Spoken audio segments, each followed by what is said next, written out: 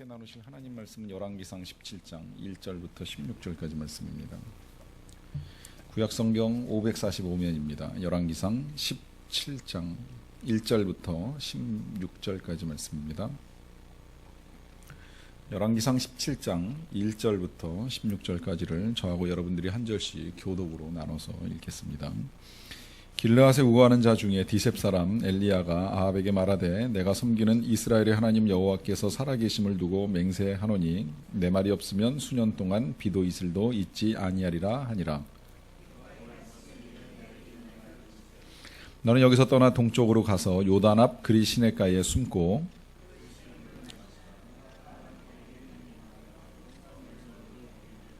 그가 여호와의 말씀과 같이 하여 곧 가서 요단 앞 그리 시냇가에 머물매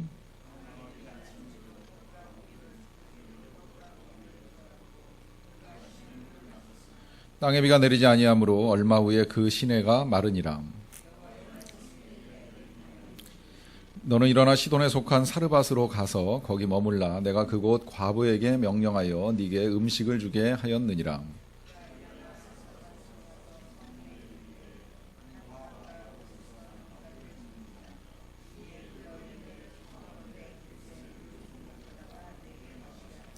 그가 가지러 갈 때에 엘리야가 그를 불러 이르되 청하건대 내 손에 떡 한 조각을 내게로 가져오라.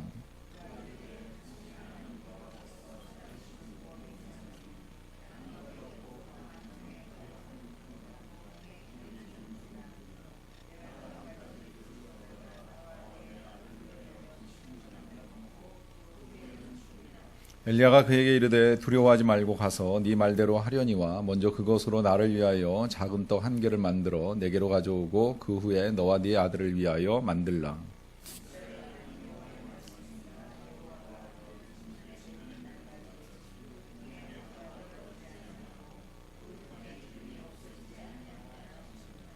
그가 가서 엘리야의 말대로 하였더니 그와 엘리야가 그의 식구가 여러 날 먹었으나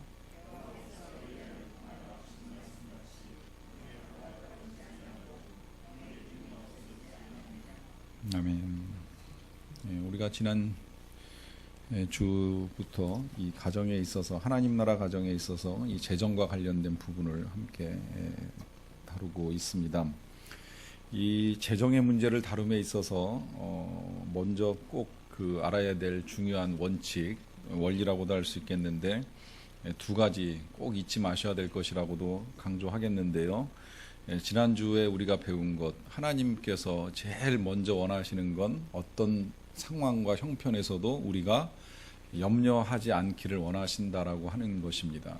그것 때문에 예수님께서 참새, 들불, 백합화 여러 가지 비유를 가지고 염려하지 말아라.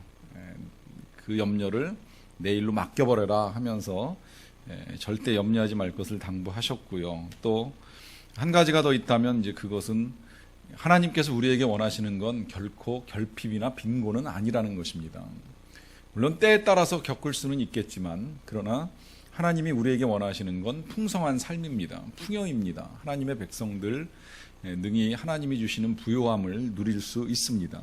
이것이 가장 기본적인 원칙이라고 하는 거예요. 결코 하나님께서 우리를 줄이게 하시고 목마르게 하실 하나님이 아니라고 하는 것을 잊어서는 아니 됩니다. 이걸 설명하시려고 하다 보니까 여러 가지 비유들을 말씀하셨고 그 비유 속에서 우리가 왜 염려하지 말아야 되느냐? 그것은 하나님께서 돌보시고 기르시기 때문이다. 그럼 하나님께서 왜 우리를 돌보시고 기르시느냐? 그것은 우리의 수고에 달린 것이 아니라 이 하나님께서 우리를 가치 있게 여겨주시기 때문에 하나님께서 우리를 돌보신다라고 하는 것을 분명하게 확인을 했습니다. 이 재정이라고 하는 것이 그 자칫 잘못 오해를 하게 되면 이제 물질의 영역이고 눈에 보이는 세상과 관련이 많이 있기 때문에 이것과 연관해서 영적 삶, 신앙과 결부시키는 것이 때로는 과연 가능할까라고 하는 생각을 하실 수도 있는데요. 여러분, 우리가 재정을 배울 때에 함께 같이 가져가야 될 생각이 뭐냐면 이 부분에 있어서 하나님을 신뢰하거나 하나님께 맡길 만한 믿음이 없으면 사실은 영적으로 우리가 성장하지 아니한 상태라고 보셔도 틀림이 없습니다. 심한 경우에는요, 재정을 가르치는 경우에 돈지갑이 회개하지 아니하면 진정한 회개를 이룬 것이 아니라고까지 하는 표현을 쓸 때가 있습니다. 진짜 회개한 사람은 지갑도 회개하고 하나님의 말씀과 명령에 따라서 열 수도 있고 쓸 수도 있고 나눌 수도 있고 줄 수도 있어야 된다는 거예요. 근데 하나님은 믿는다라고 말씀을 하면서 이건 내 맘대로 내가 움켜쥐고 절대 열 수 없다라고 한다면 아직 그 삶이 충분히 하나님께 헌신되었다고 보기가 그만큼 어렵다는 이야기가 됩니다. 이 정도 이야기를 하면 이제 부담이 생길 수도 있는데 역으로 생각해 보면 지갑을 열 수 있다는 건 그만큼 하나님께 맡겼다는 걸 의미합니다. 하나님의 주재권도 인정하는 것이고 하나님이 날 알아서 하시겠지라고 하는 믿음을 가지고 내어놓을 수 있는 용기가 그만큼 생겼다는 거예요. 여기에서 성숙함이 나오는 겁니다. 그러니까 재정을 배우는 건 단순히 우리가 물질을 어떻게 관리하고 쓸 것이냐 이것만이 아니라 내가 얼만큼 하나님을 신뢰하고 내 형편과 상황 속에서도 염려하지 않고 살아갈 수 있느냐라고 하는 이것을 배워나가는 과정입니다. 그래서 오늘도 여러분들이 이러한 주제를 다룰 때에 그런 관점으로 보셔야 돼요. 여기 교회 오시는 분들 중엔 뭐 재정과 관련된 문제에 어려움을 겪으시는 분도 있지만 뭐 관계라든지 뭐 진로라든지 여러 가지 일들이 있는데 원리는 다 똑같아요. 재정에 있어서 하나님께 맡길 수 있으면 진로도 맡길 수 있는 것이고 관계도 맡길 수 있는 것이고 자녀도 맡길 수 있는 것이고 질병도 맡길 수 있는 거예요. 이건 하나님께 맡기고 이건 못 맡긴다. 절대 이렇게 신앙생활을 할 수는 없는 겁니다. 다 포괄해서 우리가 하나님의 뜻을 따라갈 수 있는 것이기 때문에 오늘 이 원리들 속에서도 여러분들이 하나님의 생각을 좀 볼 수 있었으면 좋겠습니다. 그 하나님의 가장 근본적인 생각이 제가 여러분들에게 이제 염려하지 말라고 하는 것이라고 하는 것을 말씀드렸는데요. 듣기는 듣습니다. 그렇지만 이제 이런 의문이 혹 있을 수 있어요. 과연 그게 가능한가? 우리가 세상을 살면서 정말 예수님의 말씀대로 염려하지 않고 살아가는 것이 과연 가능한가라고 하는 생각이 들 때가 있습니다. 특히 물질에 있어서 걱정 없이 살아가는 것이 과연 가능한가? 물론 경우에 따라서 정말 물려받은 것이 많건 쌓아놓은 것이 많아서 염려 없이 살아가는 분들이 간혹 있기는 합니다만은 대개의 경우에는 걱정들이 생겨납니다. 내일 당장 뭐 먹고 살아야 될지의 문제로부터 시작을 해서 내가 이 직장을 그만두게 되면 여기서 끊겨지는 소득을 어디에서 보전할 것인가. 뭐 장사하는 사람들은 요새 같은 불경기에 정말 이 장사를 계속 해야 되나 접어야 되나 하는 고민도 있을 것이고요. 또 하던 일이 멈추어지게 되면 그 다음에는 내가 어떻게 살아야 되느냐라고 하는 이제 질문도 할 수가 있습니다. 여러분 이런 상황 속에서 우리가 염려를 이겨나가기 위해서 다시 되새겨야 될 중요한 진리, 그것은 우리의 공급자는 하나님이시라고 하는 사실이에요. 하나님이 공급자입니다. 그 하나님은 풍성하신 하나님입니다. 절대 손이 짧으신 분 아니에요. 하나님이 가끔 이스라엘 백성들이 그 능력을 의심할 때마다 하시는 말씀이 있잖아요. 여호와의 손이 짧아졌느냐. 역으로 이야기하면 하나님은 손이 크신 분이라는 거예요. 손이 크다는 건 그만큼 넉넉하게 주시기를 기뻐하시는 하나님이시라고 하는 것이지요. 이 공급자 하나님께서 다만 공급의 통로를 여러 가지 경우로 사용을 하십니다. 그러니까 공급자와 공급의 통로가 다르다는 걸 아셔야 돼요. 회사에서 월급을 받으면 사장이 공급의 통로가 될 수 있습니다. 가정에서 살림을 하면 남편이 공급의 통로가 될 수 있습니다. 어렸을 때 성장하는 아이들에게 있어서의 공급의 통로는 부모님입니다. 장성하여서 더 이상 이제 일을 할 수 없는 노인이 된 경우에는 연금이나 저축이 공급의 통로가 될 수도 있고 때로는 자식이 공급의 통로가 될 수 있습니다. 다 통로예요. 다만 공급자는 하나님이세요. 이것이 중요한 이유가 있습니다. 하나님은 불변하십니다. 영원하신 하나님이십니다.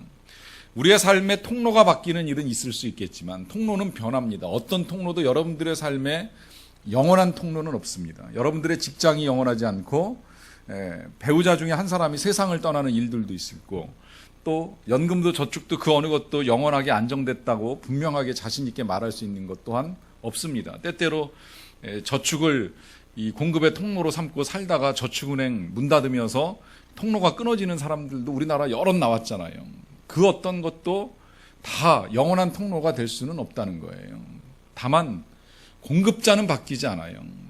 통로는 바뀔지어정 공급자는 바뀌지 않습니다. 그러면 이제 우리에게 염려가 생기는 이유는 뭐냐면 통로가 끊어질 때 걱정이 생깁니다. 통로가 바뀔 때도 걱정이 생기고 통로가 끊어지는 일들이 있어요. 이 원리를 우리가 알아야 돼요. 왜 통로가 끊어지는가? 첫 번째, 그 통로가 끊어지는 것은 하나님의 계획 가운데 하나님이 공급하시는 것을 잠시 끊기 때문입니다. 오늘 이제 그 대표적으로 엘리야가 이 일을 경험합니다. 어떤 하나님의 계획이 있느냐 이제 보시겠는데, 길르앗에 우거하는 자 중에 디셉 사람 엘리야가 아합에게 말을 합니다. 엘리야는 선지자고 아합은 당시 우상을 섬기는 이스라엘의 왕이지요. 내가 섬기는 이스라엘의 하나님 여호와께서 살아계심을 두고 맹세하노니 내 말이 없으면 수년 동안 비도 이슬도 있지 아니하리라. 엘리야가 이렇게 말하는 건 지금 이제 내가 선포하게 될 때까지 하나님께서 비를 내리시지 않겠다라고 하는 것을 이 아합 왕에게 가르쳐주는 일을 하는 겁니다. 왜 그럼 이런 일을 하느냐? 그것은 지금 이스라엘 백성들이나 아합 왕이 너무 열심히 바알신을 섬기고 있는 거예요. 그리고 그 바알신을 섬기는 이유는 그 바알신이 농경의 신으로서 이스라엘 땅에다가 비를 내려주시는 신이라고 믿고 있었기 때문입니다. 그러다 보니까 하나님은 제쳐두고 열심히 바알 우상을 만들어 놓고 바알 섬기는 일을 하는 거예요. 여기 하나님이 이제 계획을 세우신 겁니다. 무슨 계획인고 하니, 진짜 하나님이 참 신이신지 바알이 신인지를 보여주기 위해서 하나님의 말씀이 엘리야를 통해서 전달될 때까지는 비를 멈추시는 일을 하는 거예요. 그 뜻을 받은 엘리야는 자신 있게 왕 앞에서 선포를 합니다. 하나님의 계획 속에 몇 년 동안 절대 비가 내리는 일이 없을 겁니다. 공급의 통로가 끊어질 것입니다. 왜 하나님께서 이 일을 하실까요? 이유는 단순하죠. 물질이 전부가 아니라는 걸 가르쳐주기 위한 거예요. 바알이 신이 아니라는 걸 보여주시기 위한 거예요. 하나님께서 살아계시다는 걸 보여주기 위해서 하나님이 공급의 통로를 막으시는 순간들이 있습니다. 비슷한 예로 제가 거기 출애굽기 15장 22절 기록해 놨는데요. 모세가 홍해에서 이스라엘을 인도하며 그들이 나와서 수르 광야로 들어가서 거기서 사흘 길을 걸었으나 물을 얻지 못합니다. 자, 물을 얻지 못했다. 사흘 동안. 이걸 그냥 단순하게 생각하면 사막길을 걸어갔으니까 물이 없었겠지 이렇게 생각할 수 있겠지만, 하나님께서 일부러 계획하시고 이 백성을 거기까지 인도하신 거예요. 그리고 주시고자 하면 얼마든지 사막 한복판에서도 물 만드십니다. 반석을 쪼개서도 물을 만드시는 하나님이 왜 물을 못 주시겠어요? 그냥 구름 하나만 갖다 띄워놓고 비를 내려도 얼마든지 그 일을 하실 수 있는 하나님이에요. 그런데 구름 거두시고 햇볕 내리쪼이면서 사흘 동안 물을 얻지 못하게 하시는 이유, 그 이유는 하나님의 계획을 가지고 계신 겁니다. 무슨 계획이냐? 이 백성이 지금 애굽에서 나와가지고 홍해를 건너서 이제 처음 광야길을 걸어가는데 뭐가 필요해요? 이제는 애굽의 우상을 버리고 하나님만을 섬겨야 됩니다. 그 하나님만을 섬기기 위해서 하나님이 어떤 분이신지를 알아야 되잖아요. 그런데 그냥 비를 내리면 모릅니다, 이 백성이. 아, 구름이 꼈나 보다, 비가 내리나 보다 이렇게 생각할 거예요. 하지만 사흘 길을 걸었는데 물을 얻지 못했어요. 또 물이라고 발견을 하기는 했는데 물이 써서 먹을 수가 없었어요. 그때 하나님의 명령을 따라서 모세가 그 물에다가 막대기 하나를 집어넣으니까 쓴물이 단물로 변하는 역사가 나타나잖아요. 이 일을 통해서 가르치시는 겁니다. 너희들의 공급자는 나 여호와 하나님이다. 처음 훈련이 바로 여기서부터 시작이 되는 겁니다. 광야의 첫 번째 훈련은 이 이스라엘 백성들이 오직 하나님만을 바라보게 하시는 것이 훈련이었어요. 이런 계획을 가지고 계실 때 하나님께서 공급을 멈추실 때가 있습니다. 혹시라도 끊어져 있다면 하나님을 바라봐야 될 때라고 하는 것을 절대 잊지 마시기 바랍니다. 그러면 그냥 바라보기만 하면 되느냐? 그때 해야 될 일, 그것은 하나님의 말씀에 귀를 기울이는 일입니다. 여호와의 말씀이 엘리야에게 임하였다라고 하는 건 거꾸로 엘리야가 하나님의 말씀을 들었다는 이야기가 되는 거고요. 무슨 말씀인가 하니, 너는 여기서 떠나 동쪽으로 가서 요단 앞 그리 시냇가에 숨고 그 시냇물을 마시라. 내가 까마귀들에게 명령하여 거기서 너를 먹이게 하리라. 하나님이 말씀을 들려주십니다. 물론 우리가 말씀을 듣는 일은 매일같이 늘 항상 진행할 수 있으면 좋지만, 특히 뭔가 공급이 끊어진 것 같고 내 삶에 어려움이 임했다라고 느껴질 때 더 말씀에 귀를 기울이는 일이 중요하다는 거예요. 그런데 문제는 뭐냐면 우리에게 그때 들려주시는 하나님의 말씀이 뜻밖으로 우리의 상식을 초월하는 일들이 일어날 수 있다라고 하는 것입니다. 여러분 생각해 보세요. 지금 이 하나님께서 엘리야에게 어디로 가라 하는 이 정도야 뭐 우리가 있을 수 있는 일이라고 생각은 됩니다만은, 문제는 까마귀들에게 명령하여 거기서 너를 먹이게 하리라 하시는 말씀이잖아요. 여러분, 가능한 일입니까? 사람이 짐승을 먹이는 일은 있어도 짐승이 사람을 먹이는 일, 어려운 일이잖아요. 제가 오늘 오전에 우리 집 강아지가 나한테 이렇게 먹을 거를 떡과 고기를 가져다 준다면 참 신기하겠다라고 했더니 누가 그러더라고요. 강아지가 고기는 줄 수 있다고, 자기 몸에 있는. 가능한지는 모르겠지만 하여튼 그와 같은 일은 있을 수 있을지 모르겠지만, 이 까마귀가 떡을 물어다가 고기를 물어다가 사람을 먹인다라고 하는 건 실제로 정말 있기 힘든 일이거든요. 그런데 하나님이 우리에게 때로는 하나님을 의존하게 하기 위하여서 이런 명령을 하실 때가 있다는 거예요. 이때 우리에게 필요한 것이 있다면 들은 말씀대로 순종하는 일이 필요합니다. 엘리야가 여호와의 말씀과 같이 하여서 곧 갔다 그래요. 곧 즉시 갔다는 이야기잖아요. 이때 이 순종은 생각하는 순종이 아닙니다. 고민하는 순종이 아니에요.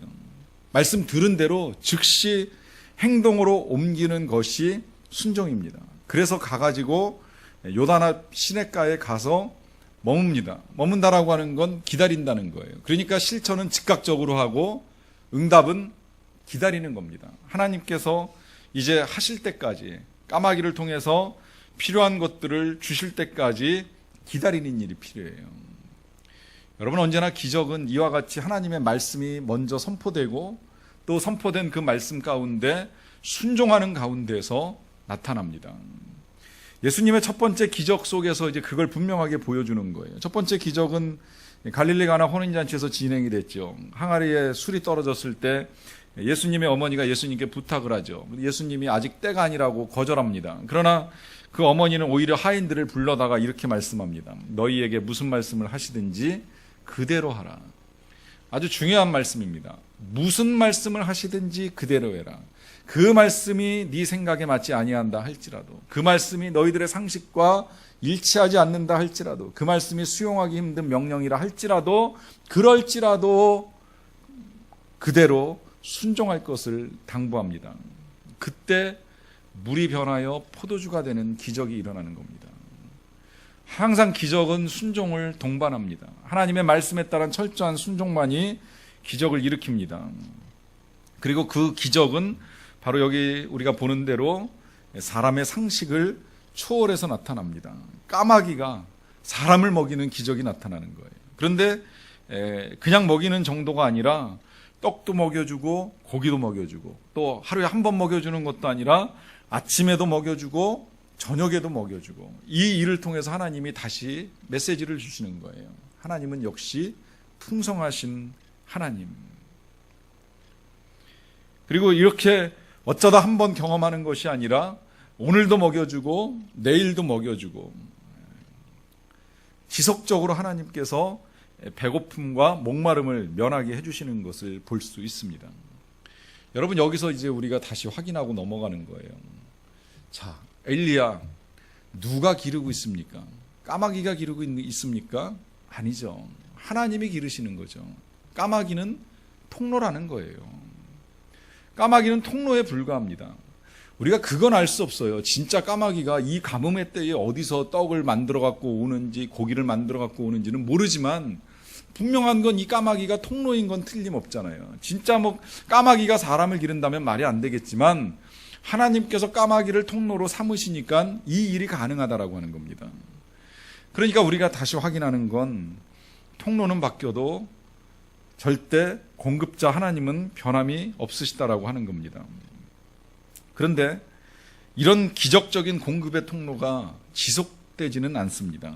이건 우리가 조금 주목해 놓고서 가야 될 부분인데, 그렇게 까마귀가 가져다 주는 떡과 고기를 먹고 또 그릿 시냇가에서 물 마시다가 계속해서 땅에 비가 내리지 않다 보니까 얼마 후에 시내가 말라요. 시내가 마르면 엘리야 입장에서는 아무리 까마귀가 떡과 고기를 가져다 줘도 물을 마셔야 되기 때문에 여기 더 이상 머무를 수가 없습니다.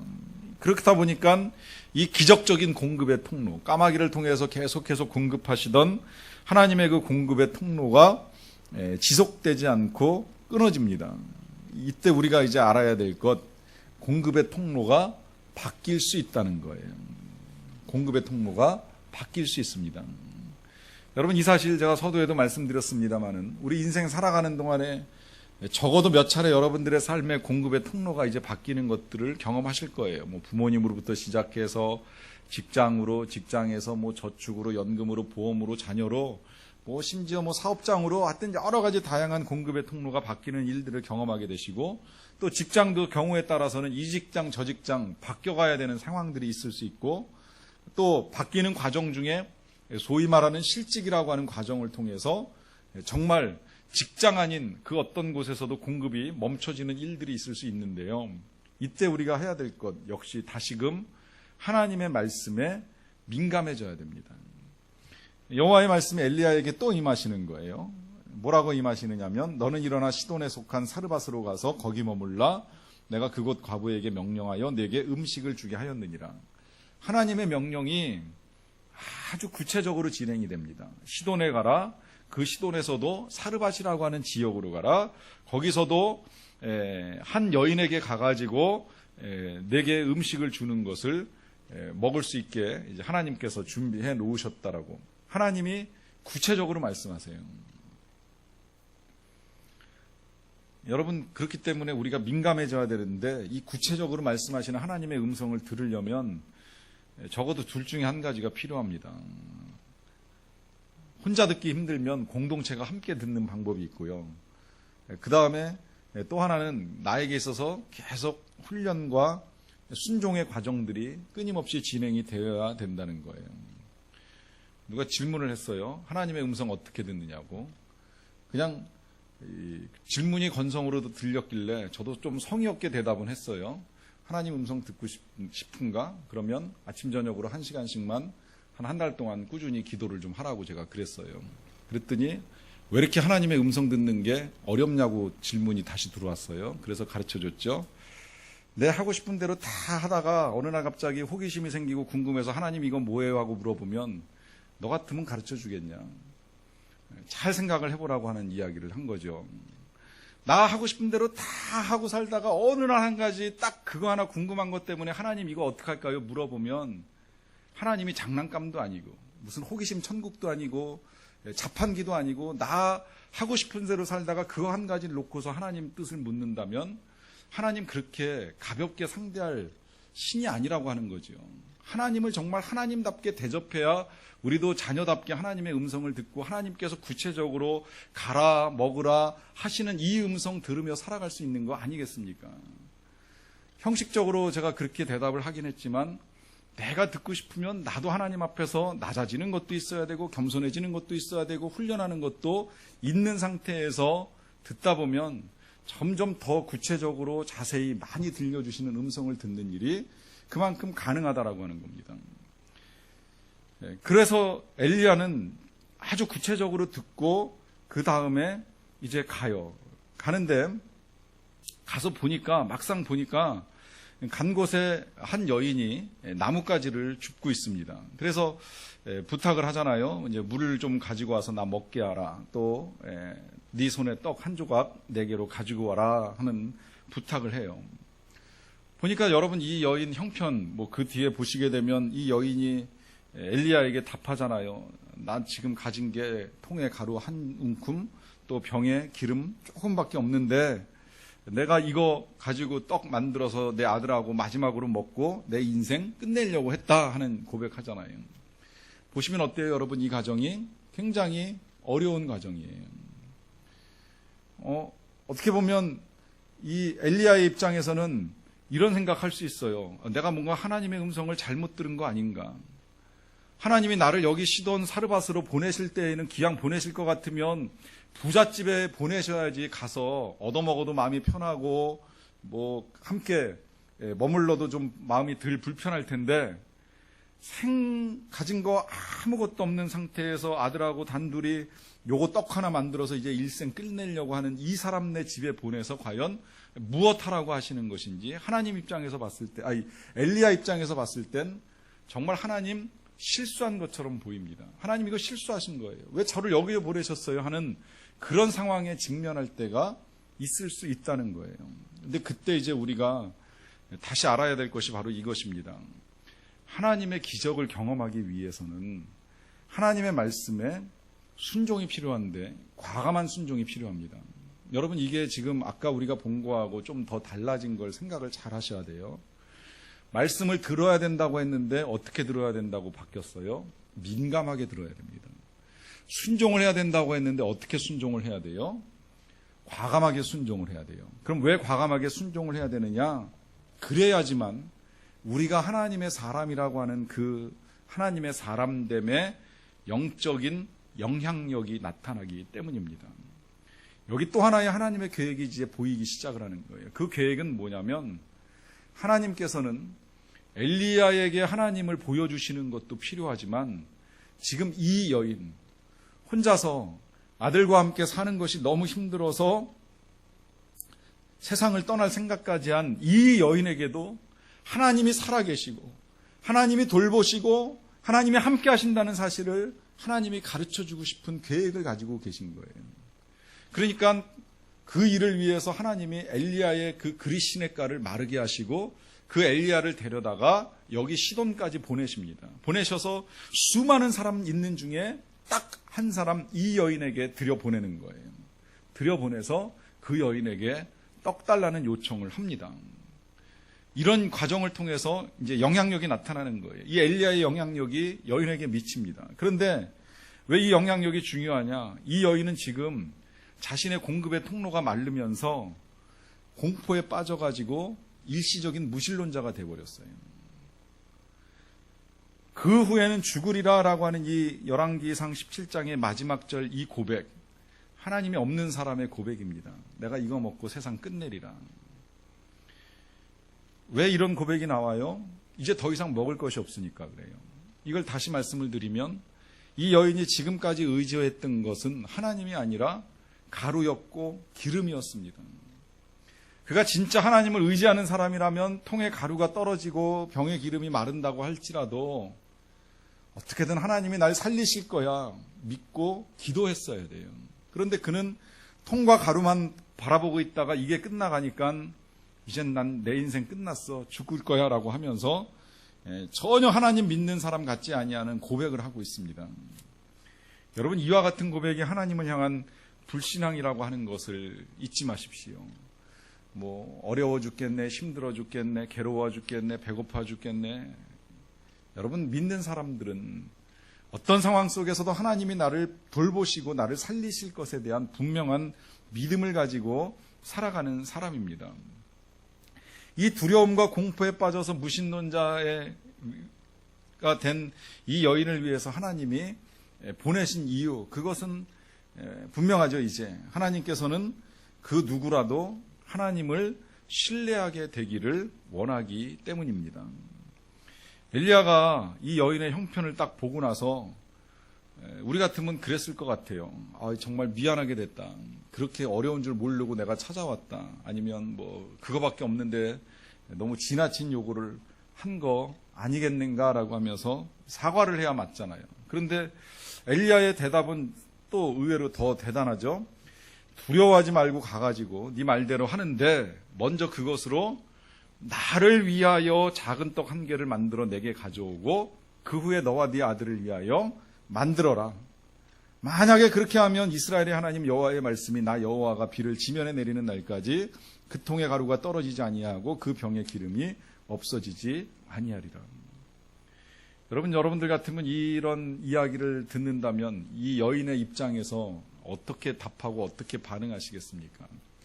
앞도 뒤도 지금 다 상식에 맞는 게 하나도 없어요. 아니 어떻게 지금 이 조금 남은 거 가지고 떡 만들어 마지막 끼니를 때우겠다라고 하는 이 집에 찾아와 가지고 날 위해서 먼저 달라고 하는 말을 감히 할 수가 있겠냐는 거예요. 말도 안 되는 이야기죠. 더 말이 안 되는 건 만약에 그렇게 해서 가지고 오면 니네 집에 있는 통에 가루 마르는 일 없고 병에 기름 끊어지지 않게 하리라. 이건 더 믿을 수가 없잖아요. 아니 지금까지 이 바닥이 나도록 하나도 채워진 것이 없는데 이제 와가지고 이런 것들이 채워질 수 있을까? 여러분 여기서 우리는 이제 하나님을 신뢰하는 훈련을 받는 겁니다. 이때 정말 하나님의 말씀을 듣고 하나님을 신뢰하는 훈련을 하지 아니하면 우리의 믿음이 업그레이드 되는 것이 그만큼 어렵다는 거예요.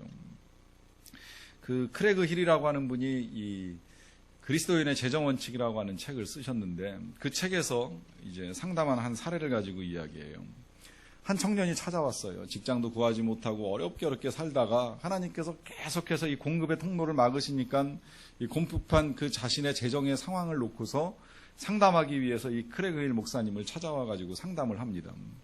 상담을 하는 중에 이 청년에게 계속 들려주신 그 힐 목사님의 대답은 그거예요.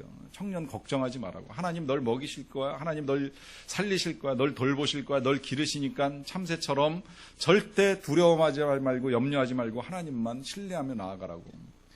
말씀을 듣다 보니까 용기가 생겼어요. 그래서 이제 믿음을 가지고 그럼 하나님을 신뢰하고 다시 일터를 찾아보겠다고 하면서 이제 용기를 가지고 나가려는데 하나님이 힐 목사님을 통해서 그 청년에게 이제 말씀하라고 이제 부탁하신 게 있어요. 가기 전에 우리 이 공동체, 그 힐 목사님이 예수전도단 YM 소속인데 우리 공동체를 위하여 헌금을 좀 하고 가라고 그랬어요. 그랬더니 청년이 주머니에서 탈탈 털어낸 게 50센트예요.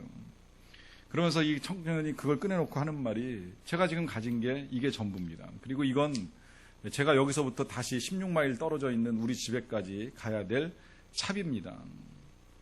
죄송하지만 마음은 드리고 싶지만 드릴 수는 없습니다라고 하면서 나가려고 하는데 이 힐 목사님이 붙잡았어요. 다 놓고 갈 수 없으면 5센트만이라도 놓고 가라. 네 지금 주머니에 있는 그 10분의 1만이라도 놓고 가라고 명령을 내립니다.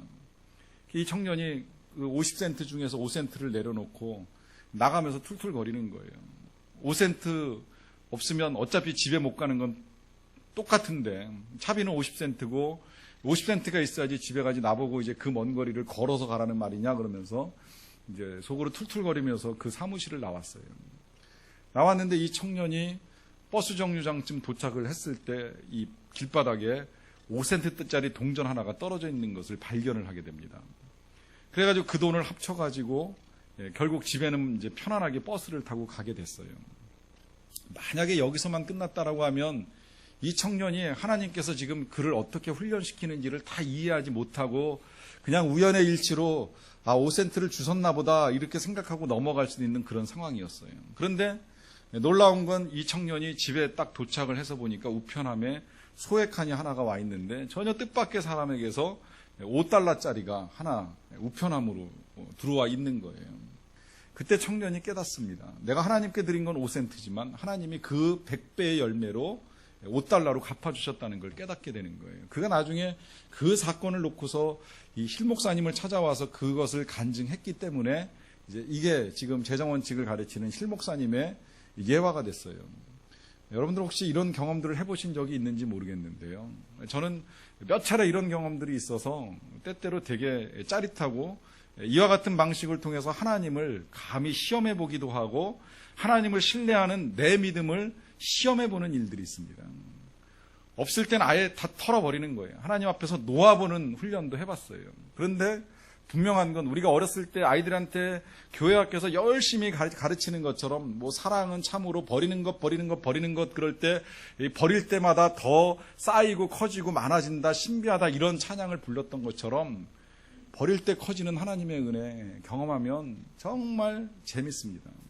다만 놓는데 어려움은 있어요. 그 놓을 때 진정으로 하나님을 향한 신뢰함이 없으면 아무도 내려놓지 못합니다. 이 여인이 지금 대단한 건 뭐냐면 이 엘리야 선지자의 말씀을 듣고 그 한 줌의 밀가루와 기름을 과감하게 내려놓는 일을 합니다. 그 결과 마지막 어떤 일이 일어나느냐? 엘리야 그 열왕기상 17장 15, 16절 그가 가서 엘리야의 말대로 하였더니 그와 엘리야와 그의 식구가 여러 날 먹었으나 여호와께서 엘리야를 통하여 하신 말씀같이 통의 가루가 떨어지지 아니하고 병의 기름이 없어지지 아니하니라. 어떤 결과가 일어나요? 하나님을 신뢰할 때 하나님의 지속적인 은혜를 경험합니다. 여러분, 이것이 이제 아까 우리가 주목해 봐야 된다고 하는 것과 조금 다른 건데요. 기적적인 은혜는 끊어질 수 있어요. 계속 기적적으로 우리가 살아갈 수는 없죠. 잠시 하나님께서 뜻밖의 경로들을 통해서 공급하시는 일이 있을 수는 있지만, 그러나 하나님은 우리가 이제 정상적으로 또 다른 경로를 통해서 공급받기를 원하시기 때문에 그 기적 같은 은혜는 끊어질지라도 분명한 건 하나님의 은혜는 지속된다는 거예요. 그래서 결코 떨어지는 일 없이, 끊어지는 일 없이, 더 나아가서는 죽는 일 없이 이와 같이 하나님이 주시는 풍성함을 누리면서 살아가는 일을 경험하게 됩니다. 여러분, 이 일을 통해서 오늘 이제 중요한 또 하나의 우리는 재정 원칙을 하나 정리하고 가게 됩니다. 여러분들의 생애의 공급의 통로는 바뀝니다.